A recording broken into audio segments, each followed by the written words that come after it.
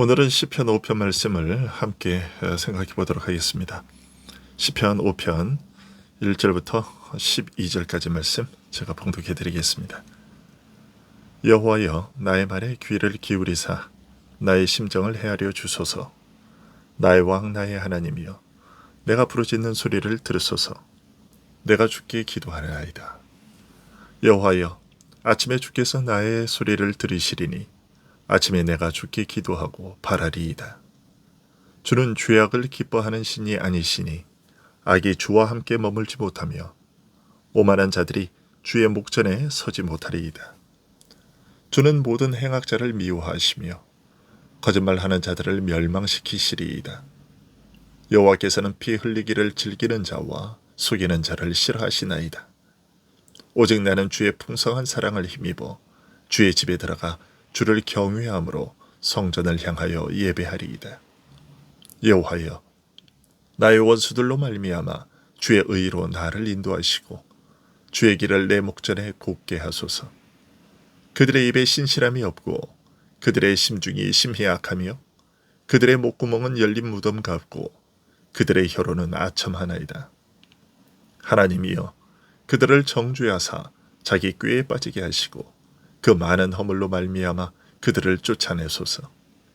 그들이 주를 배역함이니이다. 그러나 주께 피하는 모든 사람은 다 기뻐하며 주의 보호로 말미암아 영원히 기뻐 외치고 주의 이름을 사랑하는 자들은 주를 즐거워하리이다. 여호와여, 주는 의인에게 복을 주시고 방패로 함같이 은혜로 그를 호위하시리이다. 아멘. 오늘 본문인 시편 5편도 시편 3편처럼 다윗이 압살롬에게 쫓길 때 지은 시로 추측되고 있습니다. 압살롬의 반역이 막 시작될 즈음에 지어진 시로 보이는데, 여기에서 다윗은 앞에 3, 4편과 마찬가지로 하나님의 인도와 보호를 간절히 바라며 기도하고 하나님의 인자와 성실에 근거하여 악인의 심판과 의인의 승리를 확신하고 있습니다. 이 시편에서 우리가 가장 먼저 보게 되는 것은 다윗이 얼마나 간절하게 하나님께 기도하고 있는가 하는 것입니다. 1절부터 3절까지 해서 그는 자신이 하나님께 기도하고 있음을 여러 차례 언급합니다. 먼저 1절을 보시면 나의 말에 귀를 기울이사 라고 말하고 있고, 2절에서는 내가 부르짖는 소리 주께 기도하나이다. 3절에서는 나의 소리를 들으시리니 주께 기도하고 바라리이다 라고 말하고 있습니다. 이처럼 짧은 구절 안에서 기도한다는 것을 여러 표현으로 반복하여 말하고 있습니다. 이런 사실이 우리에게 알려주는 것이 무엇이겠습니까? 한두 번의 기도로 그치고 마는 것이 아니라 기도하고 또 기도하고 또 기도하고 있다는 것입니다. 불굴의 인내를 가지고 끈질기게 기도하고 있다는 것을 보여주고 있는 것이죠. 뿐만 아니라 하나님 앞에서 자신의 재난을 두고서 진지하게 하소연했다는 것입니다. 그가 이렇게 기도할 수밖에 없었던 이유가 무엇이었을까요? 이전에 사울에게 쫓기던 때가 떠올랐기 때문일 것입니다. 이전에 다윗은 사울에게 무려 10년이라는 세월 동안 쫓김을 당했었습니다. 그런데 이번에는 가장 아끼는 아들 압살롬에 의해 쫓김을 당하는 신세가 되었는데, 이 일은 대체 얼마나 오래 갈 것인가 하는 생각이 들었을 겁니다. 만약 사울에게 쫓기던 그때와 같게 된다면 그것은 정말 생각하기도 싫은 끔찍한 일인 것입니다. 우리도 살다 보면 이런 때가 있습니다. 다시는 겪고 싶지 않다고 생각하던 일을 다시 겪게 될 때가 있는 것이죠. 예를 들어 대한민국 남자들에게 군대를 또다시 가야 한다는 것은 정말이지 상상하기조차 싫은 일인데, 그런 것과 같은 일이 다시 발생할 때가 있다는 것이죠. 그러니 다윗이 이토록 기도하고 기도하지 않을 수 없었던 것입니다. 그러나 이러한 간절한 기도를 듣는 대상이 아무런 힘을 발휘할 수 없는 대상이라면 그것은 더더욱 비참한 일일 것입니다. 하지만 감사하게도 다윗은 그런 비참함은 겪지 않아도 되었습니다. 비록 아들의 반역으로 인해 쫓김을 당하는 일이 비참한 일이기는 하지만 그렇다고 그런 상황에서 도움을 요청할 대상도 없는 비참함은 아니었던 것입니다. 아니, 도움을 요청할 수 있는 대상이 있다는 것만으로도 사실 감사할 일입니다. 그런데 다윗은 그런 정도를 훨씬 넘어서는 감사할 조건이 있었습니다. 그것은 바로 그가 도움을 요청하는 대상이 하나님이시라는 사실이었습니다. 2절에서 다윗은 하나님을 나의 왕, 나의 하나님이라 부르고 있습니다. 이것이 정말 끔찍한 상황에 있는 다윗에게 큰 위로가 되었습니다. 왕의 역할이 무엇입니까? 그의 백성을 지켜 보호하는 것입니다. 그렇다면 하나님이 나의 왕이라는 사실을 생각해 보십시오. 하나님이 나의 왕으로서 나를 지켜 보호하시는 그의 역할을 감당한다고 생각해 보십시오. 이것보다 더 안전하고 든든한 일이 어디 있겠습니까? 이 세상에 많은 위대한 왕들이 있었습니다. 그러나 그 왕들 중에 어느 누구도 자기 백성을 완전하게 지키고 보호한 왕은 없었습니다. 그들은 큰 제국을 이끌고 경제 번영을 이끌기도 했지만 그의 백성 전부를 완전하게 안전하게 지키고 보호하지는 못했던 것입니다. 그러나 하나님은 그런 왕들과는 다릅니다. 하나님은 완전하신 분이십니다. 그래서 그의 보호 역시 완전하고 완벽할 수밖에 없습니다. 내가 보기에는 빈틈이 있는 것처럼 보일지도 모릅니다. 그러나 그것은 보이지 않는 하나님의 손길을 그의 계획을 알지 못하고 보지 못하기 때문일 뿐이지 내가 느끼는 대로 하나님의 능력이 모자라서 빈틈이 생긴 것이 아닙니다. 요한복음 10장 29절에서 주님은 이렇게 말씀하셨습니다. 그들을 주신 내 아버지는 만물보다 크심에 아무도 아버지 손에서 빼앗을 수 없느니라. 그렇습니다. 이 세상 그 어떤 세력도 하나님 아버지의 손에서 그의 백성인 우리를 빼앗을 수 없습니다. 그리고 사무엘서와 연계해 보면 나의 왕 나의 하나님이여 라는 다윗의 이 기도는 더욱 감동입니다.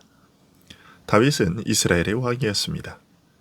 그런데 왕인 다윗이 하나님을 나의 왕이라 부르고 있는 것입니다. 우리는 사무엘서를 보면서 이스라엘의 진정한 왕은 누구인가에 대해 반복적으로 이야기했습니다. 사람들의 눈에는 다윗이 이스라엘의 왕인 것처럼 보였어도 이스라엘의 실질적인 주인은 하나님이셨습니다. 다윗은 이스라엘의 진정한 왕이신 하나님을 대리하여 그의 통치를 펼치는 하나님의 종에 불과했습니다. 다윗은 여기서 그것을 인정하고 있는 것입니다. 하나님, 저는 이스라엘이라는 백성을 지키고 보호하며 다스리는 자, 곧 왕으로 세움받았습니다. 하지만 저 이스라엘의 실제 주인은 하나님이시며 저들의 진정한 왕도 하나님이십니다. 그리고 저 또한 하나님의 백성에 불과할 뿐입니다. 저는 저 사람들 앞에서는 왕일지 몰라도 하나님 앞에서는 하나님의 보호를 받아야 하는 하나님의 백성일 뿐입니다. 당신의 백성인 저를 불쌍히 여기시고 구원하여 주시옵소서. 나의 왕, 나의 하나님이시여. 2절에 나의 왕, 나의 하나님이여 라는 부르짖음에는 바로 이런 내용이 담겨 있는 것입니다. 다음으로 우리는 우리의 문제를 놓고 어떠한 열심으로 하나님께 매달려야 하는지를 3절에서 배우게 됩니다. 그는 아침에 내가 주께 기도하고 바라리이다 라고 아뢰고 있습니다. 4장 8절에서 다윗은 내가 평안히 눕고 자기도 하리니 라고 했었습니다.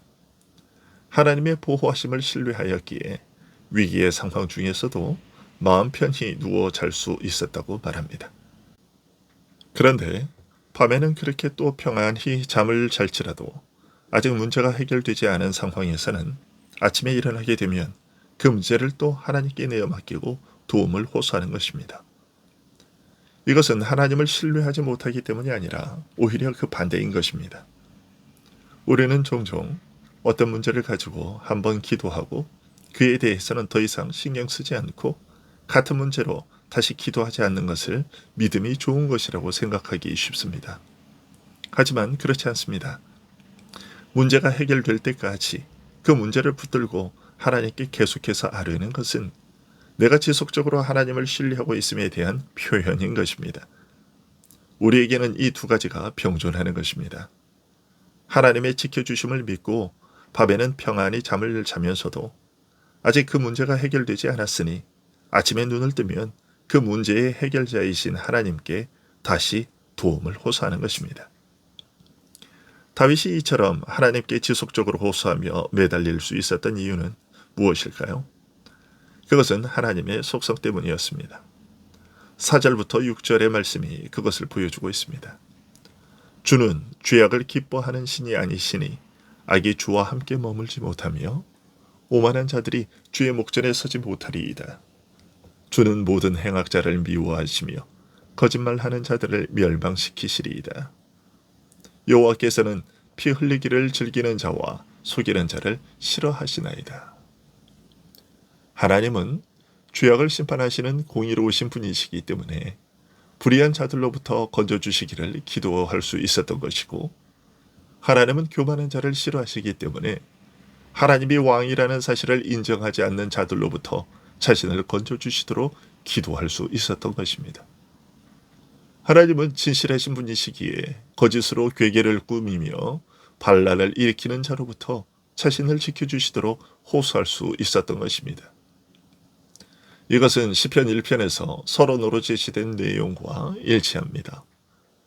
1편에서 시인은 악인들의 꾀를 따르지 아니하며 죄인들의 길에 서지 아니하며 오만한 자의 자리에 앉지 아니하는 자가 복이 있는 자이며 그런 자들은 철을 따라 열매를 맺으며 그 잎사귀가 마르지 아니함같이 형통하게 될 것이라고 했습니다. 다윗은 이 사실을 잘 알고 있었던 것입니다. 무릇 의인들의 길은 여호와께서 인정하시나 악인들의 길은 망하리로다 라고 했는데, 다윗이 비록 하나님께 큰 죄를 저지르기는 했지만 하나님으로부터 죄를 지적받은 후 자신의 죄를 인정하고 자신이 살 길은 오직 하나님의 사유하심 외에는 없음을 인정했습니다. 의인은 바로 그런 자라고 얘기했습니다.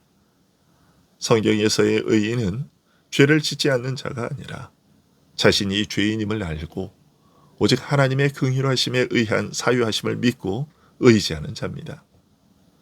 자신에게는 아무런 의의가 없고 오직 대속의 은혜로만 의롭다 인정받는 것일 뿐임을 아는 자, 그런 자가 성경이 말하는 의인인 것입니다. 그래서 반역을 일으킨 압살롬은 악인으로 취급되어 하나님의 치심을 받은 것이고, 다윗은 비록 바세바를 범하고 우리아를 죽였음에도 불구하고 7절에서와 같이 오직 나는 주의 풍성한 사랑을 힘입어 주의 집에 들어가 주를 경외함으로 성전을 향하여 예배하리이다 라고 말할 수 있었던 것입니다. 여기서 다윗은 나는 주의 풍성한 사랑을 힘입어 주의 집에 들어가 라고 말하고 있습니다. 이 말은 비록 현재는 거의 절망적인 상태에 놓여 있는 것처럼 보이지만 하나님의 호의로 완전한 안전 속에 보호받을 것이라 확신하는 것입니다. 이것은 우리에게 좋은 본보기시요, 우리가 인생을 살아가다 보면 더없이 힘겨운 시험의 고통을 겪게 될 때가 있을 겁니다. 그럴지라도 우리는 오늘 본문의 다윗처럼 하나님의 은혜만 바라봄으로써 더없이 큰 위험 속이지만 하나님의 개입에 대한 소망으로 지탱해 나가야 합니다. 우리의 육적인 마음은 악하게도 세상이 흔히 그러하듯 하나님의 은혜를 얕보거나 낮게 평가하는 경우가 있습니다. 그렇기 때문에 이 하나님의 은혜의 경이로움과 그 위대성을 칭송하는 법을 배워야 하는 것입니다. 다윗처럼 하나님의 자비로부터 오는 보존하심에 대한 확고한 소망으로 자신을 격려하는 법을 익혀야 하는 것입니다. 8절에 여호와여 나의 원수들로 말미암아 주의 의로 나를 인도하시고 주의 길을 내 목전에 곧게 하소서라는 기도 역시 그런 소망으로 말미암은 것입니다. 그리고 앞서 언급했던 것처럼 여기에서도 다윗이 하나님을 의지하는 근거는 주의 의라는 하나님의 성품에 있습니다. 즉 자기 백성을 보호하고 지탱하시는 하나님의 신실성과 사랑이 하나님을 의지하는 근거가 됩니다. 하나님은 의로우시기에 자신의 청을 들어주실 것이라는 소망으로 스스로를 격려하고 있는 것이죠. 겉으로 보기에는 틀림없이 원수들에게 사방이 완전히 둘러싸여 있는 상황입니다. 그런데도 하나님께서는 포위망을 뚫고 돌파구를 열어주실 것임을 확신하고 기도하고 있는 것이죠. 여러분의 분별력이 부족하고 원수들의 사악함이 여러분을 지배하는 것처럼 보이십니까? 그렇다면 여러분 자신에 대한 신뢰를 버리고 대신에 주의 의라는 말을 기억하고 사망의 문제를 주장하시는 하나님께로 신속히 달려나가시기 바랍니다. 그렇게 하면 11절의 일을 보게 될 것입니다. 그러나 주께 피하는 모든 사람은 다 기뻐하며 주의 보호로 말미암아 영원히 기뻐 외치고 주의 이름을 사랑하는 자들은 주를 즐거워하리이다. 이러한 주의 구원을 볼 수 있는 이유는 4절부터 6절에 언급된 것과 같이 의로우신 하나님은 9절과 10절에 언급되고 있는 자들 역시도 싫어하시기 때문입니다. 그들의 입에 신실함이 없고 그들의 심중이 심히 악하며 그들의 목구멍은 열린 무덤 같고 그들의 혀로는 아첨하나이다. 하나님이여 그들을 정죄하사 자기 꾀에 빠지게 하시고 그 많은 허물로 말미암아 그들을 쫓아내소서. 그들이 주를 배역함이니이다. 6절에서 다윗은 하나님께서는 거짓말하는 자들을 멸망시키신다고 말했는데 여기 9절에서는 원수들은 입에 신실함이 없는 자들이라고 말하고 있습니다.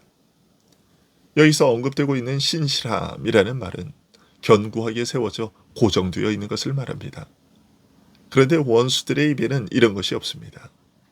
그들은 늘 마음에 악한 것을 품고 있으며 듣기에 매끄러운 말을 하지만 그 말은 사람을 살리는 말이 아니라 무덤으로 끌고 가기 위한 술책에 불과할 뿐입니다. 그렇기 때문에 그들의 말은 견고하게 세워져 있지 못하고 늘 상황에 따라서 바뀌는 것입니다. 잠언 5장에서 지혜자가 말하는 음료의 입술과 같습니다. 잠언 5장 3절부터 5절에서 지혜자는 음녀의 입술에 대해 이렇게 알려주고 있습니다. 대저 음녀의 입술은 꿀을 떨어뜨리며 그의 입은 기름보다 미끄러우나 나중은 쑥같이 쓰고 두 날 가진 칼같이 날카로우며 그의 발은 사지로 내려가며 그의 걸음은 수월로 나아가나니. 이것이 원수들의 혀의 말이고 그들의 목구멍이 열린 무덤인 이유입니다. 그런데 우리들에게 이런 것들을 분별해낼 수 있는 지혜가 있을까요? 없습니다. 그렇기 때문에 10절에 그들을 자기 꾀에 빠지게 하시고 라는 기도를 드리게 되는 것입니다. 우리는 다윗의 이 기도가 사무엘하 17장에서 이루어지는 것을 보게 됩니다. 하나님께서는 최고의 모략가인 아히도벨의 전략을 무너뜨리시고 후세의 전략이 채택되도록 하심으로 결국 압살롬을 자기 꾀에 빠지게 하셨습니다. 그런데 10절에서 다윗은 자신의 원수들을 쫓아내 주시기를 바라는 이유를 그들이 주를 배역함이니이다 라고 밝히고 있습니다. 겉으로 볼 때 압살롬이 배신한 것은 아버지 다윗이었습니다. 하지만 다윗은 압살롬이 자신을 배역한 것이 아니라 주를 배역한 것이라고 말하고 있는 것이죠. 왜냐하면 앞서 언급했던 것처럼 다윗을 왕으로 세우신 분은 하나님이시며 따라서 이스라엘의 실질적인 왕은 하나님이시기 때문이었습니다. 이와 같은 이유로 하나님은 자기 백성을 존귀하게 여기십니다. 원수들에게 압박당하며 무시당하고 있는 자기 백성의 수치와 모욕을 마치 자신을 향한 수치와 모욕으로 간주하시는 것입니다. 이처럼 하나님께서는 자기 종들의 문제를 자신의 것으로 취급하심으로써 그의 백성인 우리들에게 측량할 수 없는 보상을 베풀어 주십니다. 그리하여 11절의 일을 확증하시는 것이죠.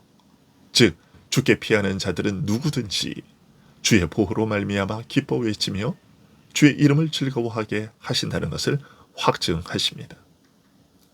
그러니 우리 역시도 12절의 사실을 굳게 믿어야 할 것입니다. 여호와여 주는 의인에게 복을 주시고 방패로 함같이 은혜로 그를 호위하시리이다. 그렇습니다. 하나님은 의인에게, 즉 비록 죄인임에도 불구하고 택하신 자를 버리지 않으시고 그의 죄를 용서하시고 회복시키는 하나님을 의뢰하는 자에게 복을 주시며 불변하시는 당신의 은혜로 그를 두르시는 분이십니다. 우리를 에워싸는 위험이 제 아무리 엄청나고 다양하더라도 우리는 반드시 탈출구를 보게 될 것이며 구원을 얻게 될 것입니다. 왜냐하면 하나님께서 당신의 은혜를 우리의 방패로 삼으시기 때문입니다. 하나님은 진실로 우리의 환난 날에 피할 산성이십니다. 기도하겠습니다.